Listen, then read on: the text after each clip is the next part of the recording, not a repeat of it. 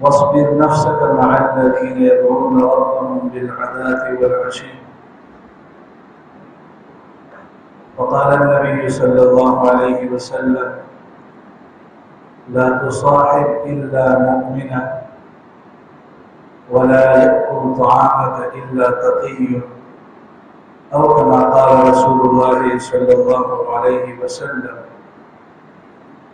اللهم صل على سيدنا ومولانا محمد وعلى آل سيدنا ومولانا محمد وبارك وسلم. میرے انتہائی واجب الاحترام اساتذہ کرام اور طلبہ عزیز، آج کی ہماری یہ نشست ادارے کی طرف سے مرتب کردہ اصولوں کے مطابق 2 ہفتوں کے بعد طلبہ کے اندر کسی خاص موضوع پر اصلاحی بات کرنے کے لیے منعقد ہونے والی نشست ہے، اور آج کی اس نشست کا موضوع نیک صحبت کے اثرات کیا ہوا کرتے ہیں، اسی کے متعلق ہے۔ اللہ رب العزت اسی کی روشنی میں حق اور سچ بات کہنے کی توفیق نصیب فرمائے، اور پھر ہم سب کو ان باتوں پر عمل کی توفیق بھی نصیب فرمائے۔ عزیز طلبہ ساتھیو، انسان اپنی زندگی گزارنے کے اندر مختلف مراحل اس کو پیش آتے ہیں۔ کبھی انسان زندگی گزارتا ہے، اس کا تعلق اس کی اجتماعی زندگی سے ہوتا ہے، اور کبھی وہ زندگی گزارتا ہے جو کہ اس کی انفرادی زندگی ہوتی ہے۔ زندگی گزارنے کے وہ احوال اس کی انفرادی زندگی سے متعلق ہوتے ہیں، چاہے وہ اجتماعی زندگی ہو چاہے وہ انفرادی زندگی ہو۔ انسان ضرور دوسرے انسان کا محتاج ہوتا ہے، اور دوسرے انسان کے ساتھ اس کا انضمام ضرور ہوتا ہے۔ اب بعض دفعہ جس کے ساتھ اس کا تعلق اور وابستگی پیدا ہو جاتی ہے تو اس کے اچھے ہونے کی وجہ سے اس کی زندگی بھی سنور جاتی ہے، اور اس کی زندگی پر اچھے اثرات مرتب ہو جاتے ہیں، اور خدا نخواستہ اگر اس کو ملنے والا وہ دوست یا جن لوگوں کی صحبت ملی ہوئی ہے اگر وہ ایک بری صحبت ہے تو اس کی زندگی پر اس بری صحبت کے اثرات مرتب ہو جاتے ہیں۔ آپ صلی اللہ علیہ وسلم نے فرمایا، جو روایت میں نے آپ کے سامنے پیش کر لی، ترمذی کی روایت ہے، آپ صلی اللہ علیہ وسلم نے فرمایا کہ تم دوست مت بناؤ مگر مؤمن کو۔ ظاہر بات ہے اگر تم دوست مومن کو بناؤ گے تو اس کے ایمان سے تمہیں فائدہ ہوگا، اس کی دوستی اور صحبت سے تمہیں فائدہ ہوگا، لیکن اگر تم اس کے مقابلے میں کسی اور کو دوست بناؤ گے، خدا نخواستہ وہ دیندار نہیں ہے، وہ ایمان والا نہیں ہے، تو اس کے برے اثرات تمہاری زندگی پر مرتب ہوں گے، تمہارے اخلاق اور تمہاری زندگی اسی کی وجہ سے کافی متاثر ہو جائے۔ تو آپ صلی اللہ علیہ وسلم نے فرمایا کہ تم دوست مت بناؤ مگر مؤمن، اس لیے کہ انسان جس صحبت اور ماحول میں اٹھتا بیٹھتا ہے انسان اسی کا اثر لیتا ہے، ہمیشہ انسان ماحول کا غلام رہتا ہے۔ اگر وہ کسی ایک اچھے ماحول میں اٹھتا بیٹھتا ہے تو اس سے جا کر کے اس کے اندر بھی اچائی آ جاتی ہے، اس کے اخلاق سنور جاتے ہیں، اس کی زندگی خوبصورت بن جاتی ہے۔ لیکن اگر وہ ایک کسی برے ماحول کے اندر اٹھتا بیٹھتا ہے تو اس برے ماحول کا اثر وہ ضرور ایک نہ ایک دن لے لیتا ہے اور اس کی وجہ سے وہ خود بھی برا بن جاتا ہے۔ امام غزالی رحمۃ اللہ علیہ نے ایک کتاب لکھی ہے احیاء العلوم والدین کے نام سے، آپ نے نام سنا ہے، بعض حضرات اس کو احیاء العلوم کہتے ہیں، احیاء العلوم نہیں ہے، یہ احیاء العلوم ہے۔ انہوں نے اپنی اس کتاب کے اندر ایک مثال لکھی ہے کہ ایک شخص اگر اپنے دل کی اصلاح کرنا چاہتا ہے تو وہ اپنے دل کی اصلاح کس طریقے پر کر سکتا ہے۔ انہوں نے کہا دل کے اصلاح کی مثال ایسی ہے، بلکہ دل کی مثال ایسی ہے جیسے کہ انسان ایک کمرہ ہے اور اس کمرے کے اندر کہیں کھڑکیاں اور دروازے لگے ہوئے ہیں۔ اب اگر وہ اس کمرے کی صفائی کرتا ہے اور اس کمرے کو صاف رکھنا چاہتا ہے تو سب سے پہلے ضروری یہ ہے کہ وہ ان کھڑکیوں کو اور دروازوں کو بند کر دے۔ اب جب وہ کھڑکیاں اور دروازے بند کر دے گا اس کے اندر جا کر کے وہ صفائی کریں، جھاڑو لگائیں، پونچھا لگائیں، کچھ بھی کریں، وہ کمرہ صاف ستھرا ہی ہو جائے گا اور صاف ستھرا ہی رہے گا۔ لیکن اگر جا کر کے وہ کھڑکیاں اور دروازے کھلے ہوئے ہیں، اندر سے وہ صفائی جھاڑو مار رہا ہے، وہ پونچھا لگا رہا ہے، باہر آندھی چل رہی ہے، طوفان ہے، اس کی وجہ سے وہ دھول اور گرد غبار آ کر کے واپس اس کمرے کے اندر پڑ جاتے ہیں، تو وہ کمرے کی صفائی وہ بیکار ہے، وہ کمرہ کبھی صاف رہ نہیں سکتا۔ اس لیے کہ وہ جو اس کو دوبارہ گند کرنے کے اسباب ہے وہ تمام کے تمام موجود ہیں۔ پہلے اس کو وہ دروازے بند کرنے ہوں گے، پھر تب جا کر کے وہ کمرہ صاف اور ستھرا باقی رہے۔ تو انہوں نے کہا یہی مثال دل کی ہے۔ جو شخص اپنے دل کی اصلاح کرنا چاہتا ہے، دل تک پہنچنے والے جتنے بھی راستے ہیں، جتنے بھی منافذ ہیں، وہ تمام منافذ کو وہ بند کر دے۔ وہ منافذ بند ہو جائیں گے تو جا کر کے اس کی دل کی اصلاح ہو جائے گی، اس کا دل پاک اور صاف ستھرا ہوگا۔ لیکن اگر وہ منافذ کھلے ہوں گے، وہ دروازے راستے کھلے ہوں گے، تو پھر اس کی دل کی اصلاح کبھی نہیں ہو سکتی۔ انہوں نے کہا دل کا ایک راستہ آنکھ ہے۔ اب اگر وہ آنکھ کے ذریعے سے برا دیکھتا ہے، آنکھ کے ذریعے سے وہ غلط دیکھتا ہے، آنکھ کے ذریعے سے وہ بد نظری کرتا ہے، تو ظاہر بات ہے کہ آنکھ کا یہ راستہ دل تک پہنچتا ہے۔ اب وہ جتنا بھی اللہ اللہ کریں، وہ جتنے بھی دل کی اصلاح کی فکر کریں، اس کی دل کی اصلاح ہو ہی نہیں سکتی، اس لیے کہ وہ ایک راستہ کھلا ہوا ہے اور اس راستے کے ذریعے سے اس کے دل تک وہ گند پہنچ رہا ہے۔ انہوں نے فرمایا دوسری چیز، دوسرا راستہ وہ کان ہے۔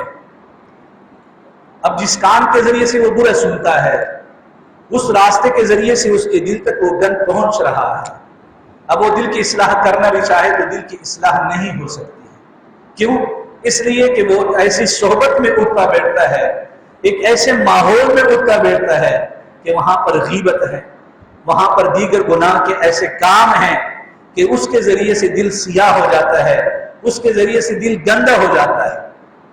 اور ماحول کا اتنا اثر ہوتا ہے، شروع میں اگر کسی ایک برے ماحول میں انسان چلا جاتا ہے تو کچھ وقت تک تو وہ غیبت یا اس ماحول کے اندر ہونے والے وہ اعمال وہ برا محسوس کرتا ہے، وہ سنتا بھی نہیں ہے، اگر سن بھی لیتا ہے تو اس کو اچھا نہیں لگتا کہ میں یہ کیا سن رہا ہوں، لیکن آہستہ آہستہ اس ماحول کی وہ بری باتیں آہستہ آہستہ اس کو اچھی لگنی شروع ہو جاتی ہیں۔ اور یہ اس بات کی دلیل ہے کہ اندر سے وہ دل کے اندر جو تھوڑی بہت کچھ سفیدی تھی وہ سفید بھی ختم ہو گئی، اب دل کے اندر سیاہی آ گئی، اب دل گندا ہو گیا، اب دل گندا ہو گیا، اب وہ انہی باتوں کو چاہتا ہے، وہ انہی کاموں کو چاہتا ہے کہ اس کے اندر یہی چیزیں چلی جائیں۔ وہ اس برے ماحول اور بری صحبت کا یہ اثر، ایک وہ وقت تھا کہ غیبت سننے کو وہ برا سمجھتا تھا، بری باتوں کو سننے کو وہ برا سمجھتا تھا، اب وہ وقت آ گیا ہے کہ خود بھی ان کے ساتھ ان باتوں کے ساتھ شریک، ان باتوں میں ان کے ساتھ شریک ہو جاتا ہے، اور دل تک پہنچنے کے لیے تیسرا منفذ اور راستہ وہ زبان کا راستہ ہے۔ اب ان کے ساتھ شریک ہو جاتا ہے، پہلے وہ دیکھتا تھا، پھر وہ سنتا تھا، اب وہ بولتا ہے۔ اب دل تک پہنچنے کے لیے جتنے بھی راستے ہیں یہ سب کے سب وہ گن کے وہ راستے کھلے ہوئے ہیں، وہ دروازے کھلے ہوئے ہیں، دل تک وہ سب گن پہنچ رہا ہے، وہ جتنا بھی اندر سے اللہ اللہ کرے، اللہ اللہ کرے، لیکن دل کی اصلاح نہیں ہو. جسے میرے عزیز طلبہ ساتھیوں آپ دیکھتے ہیں ایک خوبصورت لباس کے اندر ملبوس شخص، اللہ ہم سب کی حفاظت فرمائے اور ہماری اصلاح فرمائے، خوبصورت لباس کے اندر ملبوس شخص بعض دفعہ اس سے ایسے کسی گناہ کا اور جرم کا ارتکاب ہو جاتا ہے جو ہمارے لیے بڑے اچنبے کی بات ہوتی ہے اور بڑی حیرانگی کی بات ہوتی ہے. وہ کیوں؟ اس لیے کہ ہم نے ظاہر تو بنایا ہوتا ہے، ظاہر کو تو خوبصورت کر لیا ہوتا ہے، لیکن دل تک پہنچنے کے لیے وہ جو منافذ اور راستے ہیں گند پہنچنے والے، وہ سب کے سب کھلے ہوتے ہیں اور اسی کی وجہ سے دل کی اصلاح نہیں ہو پاتی ہے. دل اسی طریقے پر گندا ہی رہ جاتا ہے، چاہے وہ بری صحبت کا اثر ہو، بری باتوں کا اثر ہو، غلط دیکھنے کا اثر ہو، غلط بولنے کا اثر ہو، وہ غلط اثر پہنچتا رہتا ہے دل تک، تو دل کی اصلاح نہیں ہوئی ہوتی ہے. اوپر اور ظاہر تو خوبصورت لگتا ہے لیکن اندر کا نہیں بنا ہوتا اور اندر وہی گند موجود ہوتا ہے. تو میں بات یہ کر رہا تھا کہ انسان اگر ایک اچھی صحبت میں اٹھتا بیٹھے گا تو اس سے جا کر کے اس کے اچھے اثرات اس کی زندگی پر مرتب ہوں، اور اگر ایک بری صحبت کے اندر اس کا اٹھنا بیٹھنا ہوگا تو اس کے اوپر وہی برے اثرات مرتب ہوں. اور نیک صحبت سے ضرور انسان کی اصلاح ہو جاتی ہے. حضرت مفتی شفیع صاحب رحمۃ اللہ علیہ نے ایک بات لکھی ہے. حضرت شیخ سعدی رحمۃ اللہ علیہ کا ایک شعر ہے کہ 7 سالہ یک زمانہ صحبت با اولیاء، یک زمانہ صحبت با اولیاء، بہتر ہے 7 سالہ طاعت بیریا. انہوں نے ایک شعر پڑھا ہے کہ یک زمانہ صحبت با اولیاء، نیک لوگوں کی صحبت کے اندر ایک زمانہ، ایک وقت، ایک لمحہ گزارنا، یہ اس عبادت سے جو 100 سالہ طاعت بیریا ہے، بغیر ریا کی اللہ کی ہوئی عبادت ہے. یہ نیک لوگوں کی صحبت کے اندر یہ تھوڑا سا عرصہ اور لمحہ گزارنا یہ بہتر ہے. اب مفتی شفیع صاحب رحمۃ اللہ علیہ نے لکھا ہے کہ حضرت شیخ سعدی رحمۃ اللہ علیہ کا یہ شعر مجھے بڑا عجیب سا لگا کہ ادھر جا کر کے 100 سال کی عبادت ہے، 100 سال کی عبادت ہے اور بے ریا عبادت ہے، یعنی اللہ تعالیٰ کے لیے خالص عبادت ہے، اس میں کوئی ریا بھی شامل نہیں ہے. اور صحبت با اولیاء، اولیاء اور نیک لوگوں کی صحبت میں ایک تھوڑا سا زمانہ یہ زیادہ بہتر ہو گیا ہے اس 100 سالہ عبادت سے. تو یہ بات مجھے بڑی عجیب سی لگی. تو کہتے میں نے اپنے شیخ حکیم الامت حضرت مولانا اشرف علی تھانوی رحمۃ اللہ علیہ سے رابطہ کیا اور میں نے ان سے کہا عرض کر ایک بات عجیب سی ہے. شیخ سعدی رحمۃ اللہ علیہ کا یہ شعر مجھے بڑا عجیب لگا، اور وہ یہ ہے کہ انہوں نے یہ شعر پڑھا ہے، شعر کہا ہے. اب ادھر جا کر کے 100 سال کی عبادت ہے اور بے ریا عبادت ہے، اللہ کے لیے خالص کی بھی عبادت ہے، اور ادھر اولیاء اللہ کی صحبت میں تھوڑا سا وقت گزارنا اور عرصہ اور زمانہ گزارنا ہے، یہ بہتر ہو گیا اس سے. تو حضرت مولانا اشرف علی تھانوی صاحب رحمۃ اللہ علیہ نے فرمایا کہ اگر یہ شعر میں پڑھوں تو میں اس طریقے پر پڑھوں، یک زمانہ صحبت با اولیاء، یک زمانہ صحبت با اولیاء، بہتر از 100 سالہ طاعت بیریا. انہوں نے تو 100 سالہ کہا ہے، میں تو یہ کہوں کہ اولیاء اللہ کی صحبت کے اندر ایک مختصر سا وقت گزارنا 1,00,000 طاعت بیریا سے بہتر ہے، 1,00,000 سال طاعت بیریا سے بہتر ہے. یعنی 1,00,000 سال تک ایک انسان عبادت کرے، اللہ تعالیٰ کے لیے خالص عبادت کرے، اس سے اولیاء اللہ کی صحبت، نیک لوگوں کی جو صحبت ہے اس کے اندر گزرا ہوا یہ وقت زیادہ بہتر ہے. اور پھر انہوں نے اس کی وجہ بیان کر کہ اس کی وجہ کیا ہے. انہوں نے کہا کہ وہ ایک شخص جو 100 سال عبادت کرتا ہے یا 1,00,000 سال عبادت کرتا ہے، اس کے بعد اس کے پاس اس بات کی گارنٹی نہیں ہے کہ اس کا آخری خاتمہ بالخیر. ہمارے سامنے شیطان کی مثال ہے کہ لاکھوں سال اس نے عبادت کر لی، ہزاروں سال اس نے عبادت کر لی، لیکن پھر اس کے بعد اس کی زندگی آخر اب آپ کے سامنے ہے کہ پھر کیا ہوا اس کے ساتھ.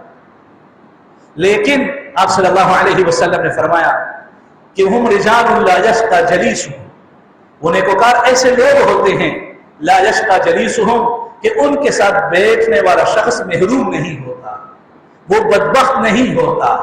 اور محروم کا مطلب اور بدبخت ہونے کا مطلب تب ہوتا ہے کہ جب ایک انسان ایمان کی حالت میں دنیا سے چلا جائے۔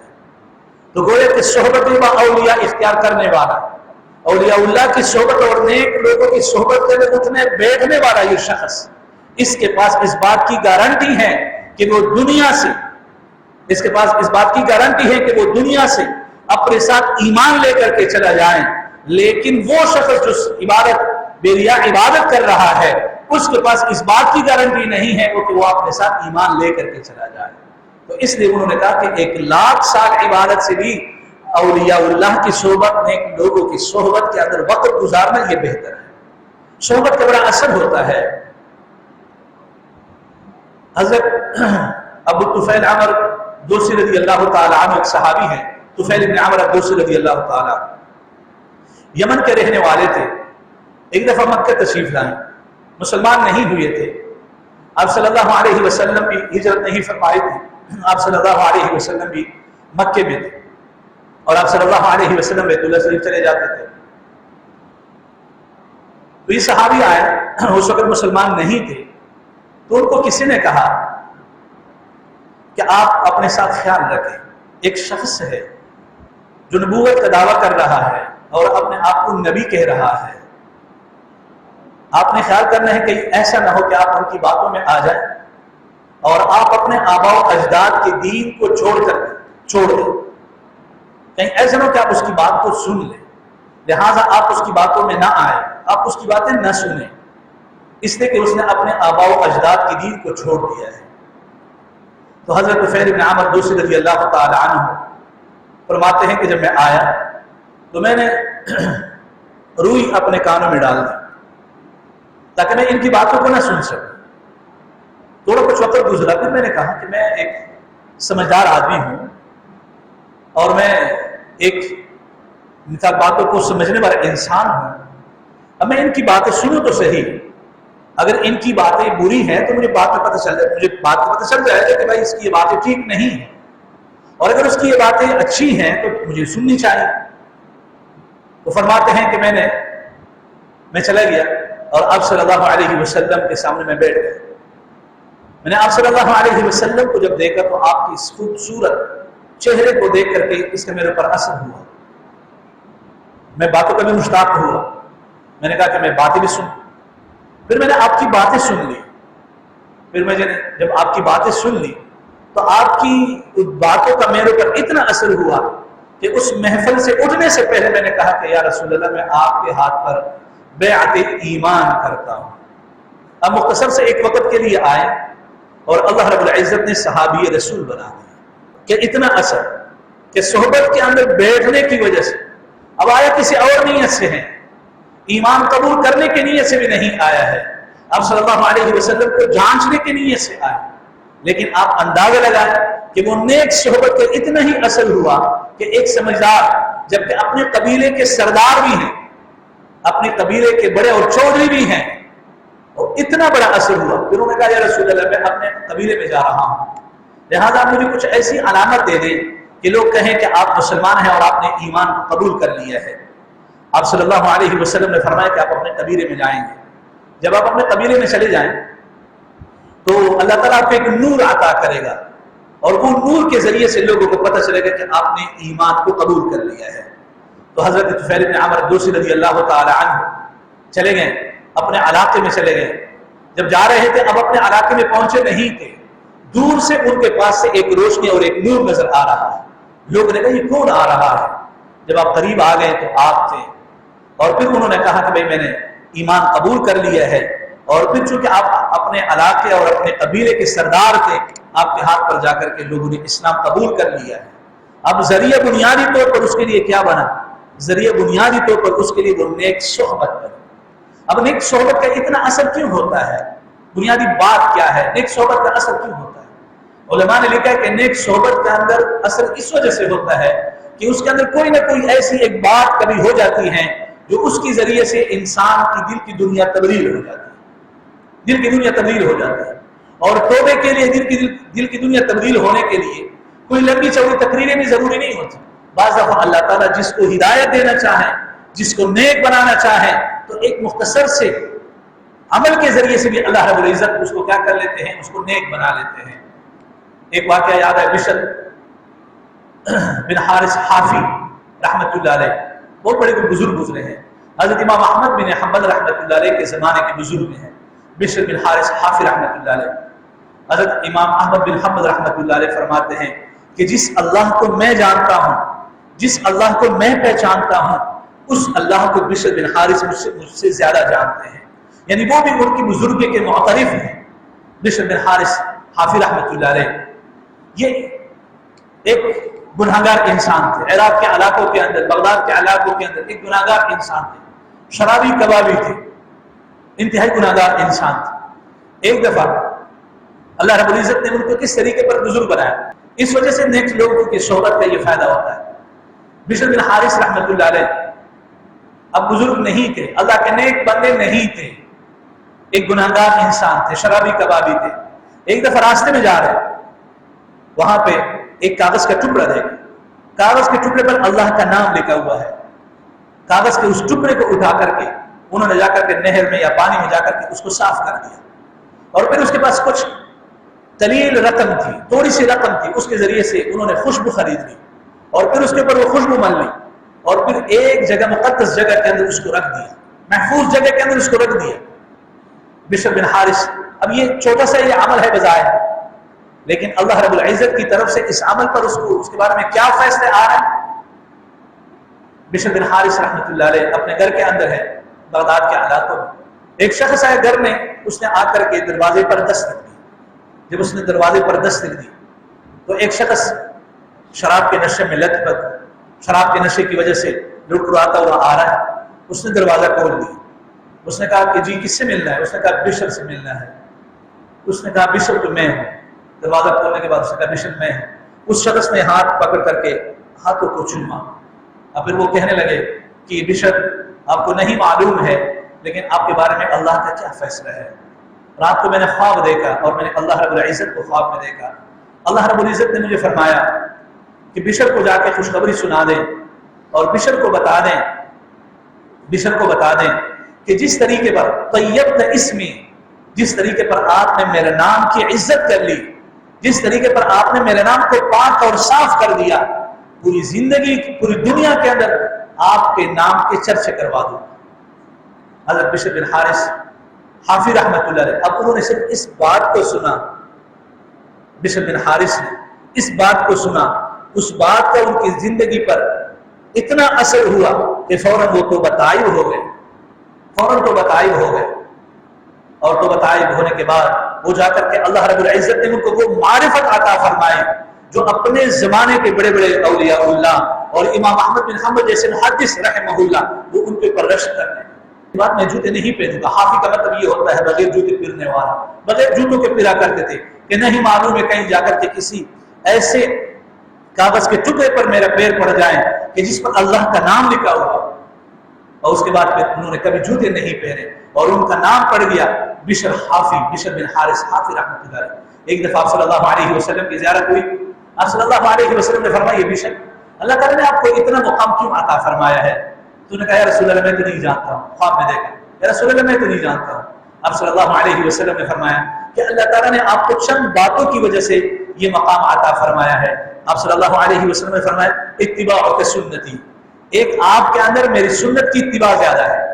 ظاہر بات ہے کہ جب اللہ تعالیٰ نے اصلاح فرمائی تو پھر آپ صلی اللہ علیہ وسلم کے متبع سنت بن گئے، آپ صلی اللہ علیہ وسلم کی سنت کی اتباع کرنے والے بن گئے۔ آپ نے فرمایا کہ اللہ تعالیٰ نے جو آپ کو مقام عطا فرمایا ہے اور اللہ تعالیٰ نے آپ کو اتنا اٹھایا ہے، اس کی ایک وجہ یہ ہے اتباع سنتی کہ آپ میرے سنت کی اتباع کر رہے ہیں، اور دوسری وجہ آپ صلی اللہ علیہ وسلم نے فرمائی کہ یہ بشر اللہ تعالیٰ نے آپ کو خدمت الصالحین، ایک یہ ہے کہ آپ نیک لوگوں کی خدمت کرتے ہیں، نیک لوگوں کی آپ خدمت کرتے ہیں، اور تیسرا آپ صلی اللہ علیہ وسلم نے فرمایا محبتک اصحابی و اہل بیتی، اور ایک یہ ہے کہ آپ میرے اصحاب اور میرے اہل بیت سے آپ محبت کرتے ہیں، اس وجہ سے اللہ رب العزت نے آپ کو یہ مقام عطا فرمایا ہے۔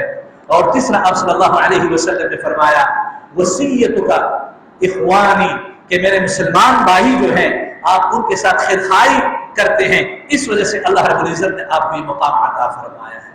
अब ये चार बातें हैं, ये चार बातें अगर हमारे अंदर भी आ जाए तो अल्लाह ताला हमें भी ये इज्जतें, अल्लाह ताला हमें भी ये मोहब्बतें और अल्लाह ताला हमें भी ये जलालतें और अल्लाह ताला ये आज़मतें हमें भी नसीब फरमाए।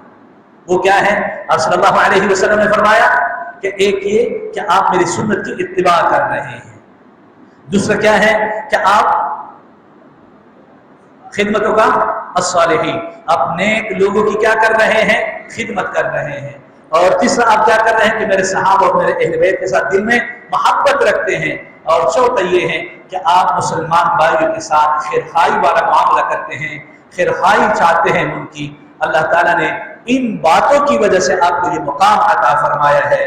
तो मेरे अजीज तलबा साथियों, अल्लाह रब्बुल इज्जत ने आपको भी ये मौका अता फरमाया है और अल्लाह रब्बुल इज्जत ने आपको भी ये सोहबत अता फरमाई है। एक नेक लोगों की सोहबत है, इसको आप अपने लिए गनीमत समझें, इसको आप अपने लिए गनीमत जानें कि अल्लाह रब्बुल इज्जत ने आपके साथ खैर का इरादा आपके लिए फरमाया है, तभी तो आपको ला करके अपने घर के अंदर बिठा दिया है और आपको फरिश्तों का माहौल अता फरमाया है। कभी भी ऐसा ना हो कि हमारे दिल के अंदर इसकी नाकदरी ना पैदा हो जाए। इसलिए कि जब इंसान अल्लाह ताला की किसी नेमत की नाकदरी करता है, याद रखे अल्लाह ताला गनी ज़ात है, अल्लाह ताला फिर वो नेमत इंसान से छीन लेता है। और ये अल्लाह रब्बुल इज्जत की आदत मुबारक है कि वो नेमत दोबारा अल्लाह ताला इंसान को अता नहीं फरमाते, वो नेमत अता नहीं फरमाते और नेमत अता फरमा देंगे, लेकिन वो वाली नेमत नहीं मिलती है। हम हर वक्त अल्लाह का शुक्र अदा करें, या अल्लाह तेरा शुक्र है कि तूने मुझे ये माहौल अता फरमाया है, मुझे ये असातिज़ा और ये मदरसा और इदारा और नेक सोहबत, नेक लोगों की ये सोहबत अता फरमाई है।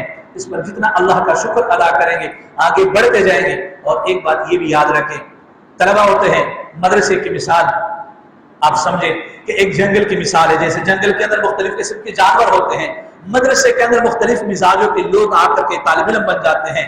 बाज़ दफ़ा कुछ ऐसे होते हैं जो तालिबा पढ़ाई के अंदर कुछ ज्यादा ही तवज्जो रखने वाले होते हैं, कुछ ज्यादा ही मेहनत करने वाले होते हैं, कुछ ज्यादा ही आगे बढ़ने की कोशिश करने वाले होते हैं, और कुछ कमजोर और लापरवाह किस्म के तालिब इल्म भी होते हैं।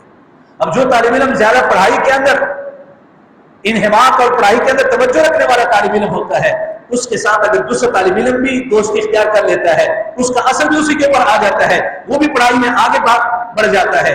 लेकिन अगर एक लापरवाह तालिब इल्म के साथ काबिल तालिब इल्म भी उसकी दोस्ती इख्तियार कर लेता है, तो ये असातिज़ा सब बैठे हुए इस बात के गवाह हैं कि हम आपस में मशवरे में ये बात करते हैं कि फलां तालिब इल्म तो बड़ा काबिल था, फलां तालिब इल्म तो बड़ा समझदार है, फलां तालिब इल्म तो बड़ा पढ़ने वाला था, उसको क्या हो गया है। उसके बारे में जब तहकीक की जाती है तो नतीजा ये निकल आता है कि वो एक ऐसा तालिब इल्म जो पढ़ाई के एतबार से वो लापरवाह है, पढ़ाई के एतबार से वो ज्यादा मेहनत करने वाला नहीं है, वो एक किस्म की बेगौरी करने वाला तालिब इल्म है, बेपरवाही करने वाला तालिब इल्म है। ये भी उसकी दोस्त सोहबत में जा करके उसके साथ दोस्ती लगा करके इसके ऊपर भी ये असर हुआ है। और फिर अच्छे नंबरात से पास होने वाला तालिब इल्म भी कम नंबरात पे या तो फेल हो जाता है, अगर फेल नहीं होता है तो इतना होता है कि मुश्किल से मकबूल या जय्यद के दर्जे में पास हो चुका होता है। उसका असर क्या होता है? इसलिए कि उसने दोस्ती उस तालिब इल्म की इख्तियार कर ली है कि जाकर के वो खुद नहीं पढ़ रहा है, इसको भी पढ़ने नहीं दे रहा है, और साथ में ये भी कहता है और शिकली भी करता है, पढ़ के इमाम गजाली बन जाओगे, पढ़ के फलां बन जाओगे, अरे जिन्होंने पढ़ा उन्होंने कौन सा तीर मारा है, वो भी तो हमारी तरह है। इस तरीके पर हौसला शिकली वाली बातें करता है। उससे वो तालिब इल्म, हाँ यार बात तो यही है कि वो फलां जो है वो मेरे मोहल्ले में उसने भी पढ़ा है, वो बेचारा भी मारे मारे फिर रहा है, कहीं नहीं इमामत मिल रही है, न तदरीस मिल रही है, बल्कि खाने पीने के लिए फिक्रमंद है बेचारा। और फलां जो है उसको भी तो देखो यार, वो भी तो वापस चला गया यूनिवर्सिटी में, फलां देखो वो भी तो स्कूल कॉलेज में लग गया, टीचर लग गया है, मैं भी पढ़ूंगा तो मेहनत करूंगा। तो इससे बेहतर ये है कि मैं भी ना पढ़ूं, मेहनत ना करूं। कराची में हम थे, एक मदरसा था, अब वो मदरसा बंद है, तो उसमें हम जाते रहते थे वहाँ पे प्रोग्रामात में। वो वहाँ के जो लोग थे वो हमारे इलाके के थे, तो उस मदरसे के माथे पर शुरू में मोहतमीम साहब ने लिखा था, अब वो उस दुनिया में नहीं है, अल्लाह ताला उनकी मग़फ़िरत फरमाए, उन्होंने ये जुमला लिखा था, जो तालिब इल्म खुद नहीं पढ़ता है उसको ज़बरदस्ती नहीं पढ़वाया जाता। ये उन्होंने उस मदरसे के गेट पर लिखा था कि जो तालिब इल्म खुद नहीं पढ़ता है उसको ज़बरदस्ती नहीं पढ़वाया जाता।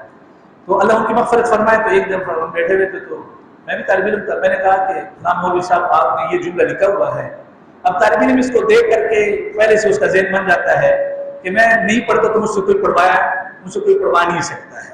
اب پہلے سے اس کا یہ ذہن بن جاتا ہے. آپ نے یہ لکھا ہوا ہے, آپ تو کوئی ایسا جملہ لکھے کہ جس سے طالب علم کی حوصلہ افزائی ہو جائے. یہ تو طالب علم کی حوصلہ شکنی کرنے والا جملہ ہے. تو وہ کہتے ہیں ہمارا مدرسہ ہی ایسا ہے, ہم کسی سے زبردستی نہیں پڑھواتے. تکرار میں بیٹھے تو بیٹھ جائیں, نہیں بیٹھے تو نہ بیٹھے. وہ پڑھائی میں بیٹھ جائے تو بیٹھ جائے. اس لیے کہ وہ مدرسہ ایسا ہی تھا کہ رات کو ایک دفعہ جانا ہوا تو وہاں پر وہ رکشے کا سٹینڈ بنا ہوا تھا, تو اس میں رکشے کھڑے تھے, سارے رکشے کھڑے تھے, کچھ یہ چھوٹی چھوٹی اور گاڑیاں کھڑی تھی. کرایہ لے کر رات کو, دن کو مدرسہ ہو تو رات کو رکشے کا سٹینڈ ہوتا تھا.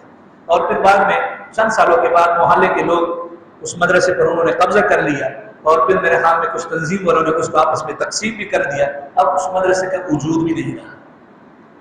تو یہ بات آپ ذہن میں نہ رکھیں کہ مثال کے طور پر میں اگر نہیں پڑھوں گا تو مجھ سے کوئی پڑھوا نہیں سکتا ہے. یہ آپ کے سب سے پہلی ناکامی ہے. آپ ہمیشہ کے لیے مثبت سوچ رکھیں, میں نے پڑھنا ہے, آگے میں نے بننا ہے نہیں بننا ہے وہ الگ, لیکن میں نے پڑھنا ضرور ہے. لیکن جب آپ پڑھیں گے تو پھر اللہ کا وعدہ ہے کہ اللہ تعالیٰ آپ سے کچھ بنائے گا بھی. لیکن آپ پڑھیں گے نہیں, آپ محنت نہیں کریں گے تو پھر اللہ کا کوئی وعدہ بھی نہیں ہے کہ آگے جا کر کے کچھ بن جائیں. ہاں اگر آپ کمزور ہیں, آپ محنت کر رہے ہیں اور محنت کے اندر آپ آگے بڑھ رہے ہیں, تو اللہ تعالیٰ کا یہ وعدہ ہے کہ آپ طالب علم کے زمانے میں کمزور بھی ہوں گے تب بھی جا کر کے آپ آگے بڑھ جائیں گے. مفتی ظفر علی خان صاحب رحمۃ اللہ علیہ کراچی کے اندر ایک بہت بڑے مفتی گزرے ہیں, آپ حضرات نے نام سنا ہوگا. ان کا بہت بڑا ادارہ ہے احسن العلوم کے نام سے. ان سے براہ راست تو نہیں سنا ہے لیکن اساتذہ سے سنا ہے کہ طالب علم کے زمانے کے اندر وہ بنیادی طور پہ پڑھتے تھے تو انتہائی قوی کمزور تھے, ذہن کے اعتبار سے حافظ بڑا کمزور تھا. اور اللہ رب العزت نے پھر فراغت کے بعد, اب پوری دنیا کے اندر ان کا نام ہے, پوری دنیا میں لوگ جانتے ہیں. ہم افریقہ میں تھے, وہاں پر میرے ساتھ ایک بنگلہ دیش کے استاد مولانا علاء الدین, وہ مجھے کہہ رہے تھے کہ یار آپ کے پاکستان میں ایک مفتی صاحب اس وقت وہ حیات تھے, مجھے بڑے پسند ہے. میں نے کہا کون ہے؟ کہہ رہے مفتی ظفر علی خان صاحب. کہہ رہے بڑے جرت والے ہیں. میں نے کہا آپ نے دیکھا؟ کہہ رہے نہیں, میں نے ویسے ان کی ویڈیو دیکھی, بیانات سنے ہیں, بڑی جرت سے بولتے ہیں, وہ ڈرتے نہیں ہیں شاید. میں نے کہا ہاں وہ ایسے ہی ہیں. تو اللہ تعالیٰ نے پھر اتنا نوازا ان کو, لیکن طالب علم کے زمانے میں انہوں نے محنت کر لی تھی. اب اس کے بعد جا کر اللہ تعالیٰ نے ان کو نوازا, اس لیے کہ حافظ دینے والا وہ اللہ کی ذات ہے. جس کے حافظ کو بند کر دے, جس کے حافظ کو کھول دے, اللہ تعالیٰ کھول بھی دیتا ہے جب انسان محنت کرتا ہے. اللہ رب العزت عمل کی توفیق عطا فرمائے. وآخر دعوانا الحمدللہ رب العالمین. آمین. الحمدللہ رب العالمین والعاقبۃ للمتقین والصلاة والسلام علی اشرف الانبیاء والمرسلین. اللهم لك الحمد كله ولك الشكر كله. اللهم لك الحمد كما انت اهل. وصل وسلم على سيدنا محمد صلى الله عليه وسلم كما انت اهل. فافعل من الخير كما انت اهل. انك اهل التقوى واهل المغفرة. جزا الله عنا محمد صلى الله عليه وسلم ما هو اهل. اللهم طهر قلوبنا من النفاق واعمالنا من الرياء والسنتنا من الكذب واعيننا من الخيانة, فإنك تعلم خائنة الأعين وما تخفي الصدور. اللهم أحسن عاقبتنا في الأمور كلها وأجرنا من خزي الدنيا وعذاب الآخرة. اللهم استر عوراتنا وآمن روعاتنا. اللهم استر عوراتنا وآمن روعاتنا. ربنا تقبل منا إنك أنت السميع العليم وتب علينا إنك أنت التواب الرحيم. صلى الله تعالى على خير خلقه محمد وعلى آله وصحبه أجمعين.